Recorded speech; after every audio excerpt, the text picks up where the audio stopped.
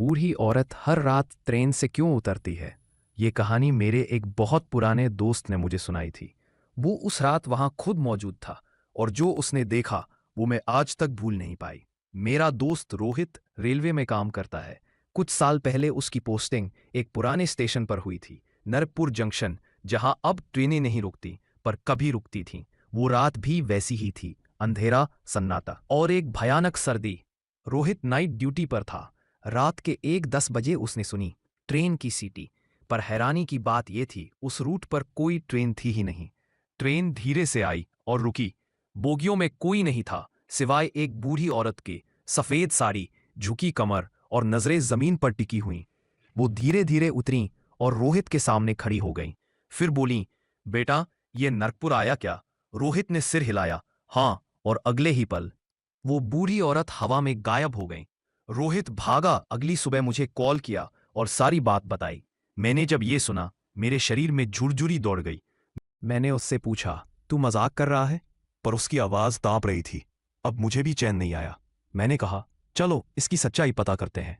हमने वहां के पुराने गार्ड्स और कर्मचारियों से बात की। सब चुप थे, डरते थे उस बारे में कुछ बोलने से। पर एक बूढ़ा आदमी मिला, रामदीन। उसने धीरे से कहा, तुमने लक्ष्मी अम्मा को देख लिया है, अब पीछे मत पड़ो बेटा, आत्मा को चैन नहीं मिलेगा। हम जिद पर थे। रामदीन ने पूरी कहानी बताई। लक्ष्मी अम्मा उसी गांव की थीं। हर साल वो अपने बेटे से मिलने शहर जाती थीं, उसी मिडनाइट एक्सप्रेस से।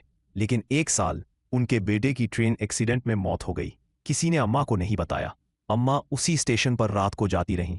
हर रात ठीक 1:10 पर कहती, मेरा बेटा आएगा मुझे लेने अगली ट्रेन से। लोगों ने रोका, समझाया, पर वो इंतजार करती रहीं। एक सर्द रात ट्रेन नहीं आई और अम्मा वहीं बेंच पर बैठी बैठी ठंडी में मर गईं। सुबह मिली, मुस्कुराती हुई, जैसे बेटे से मिलकर लौटी हों।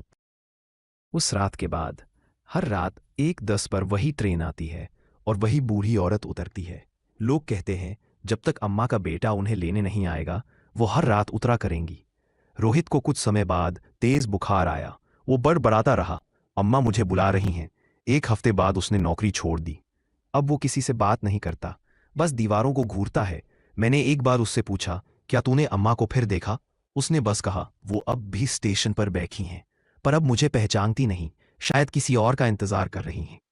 आज भी जब मैं रेलवे स्टेशन पर अकेली होती हूं तो सोचती हूं, क्या वो अम्मा अब भी उतरती हैं, या शायद अब वो किसी और की राह देख रही हैं। क्योंकि इंतजार कभी मरता नहीं, आत्मा भी नहीं। अगर ये कहानी आपको अच्छी लगी हो तो वीडियो को लाइक जरूर करें और ऐसी ही डरावनी और सच्ची घटनाओं के लिए सब्सक्राइब करना मत भूलना।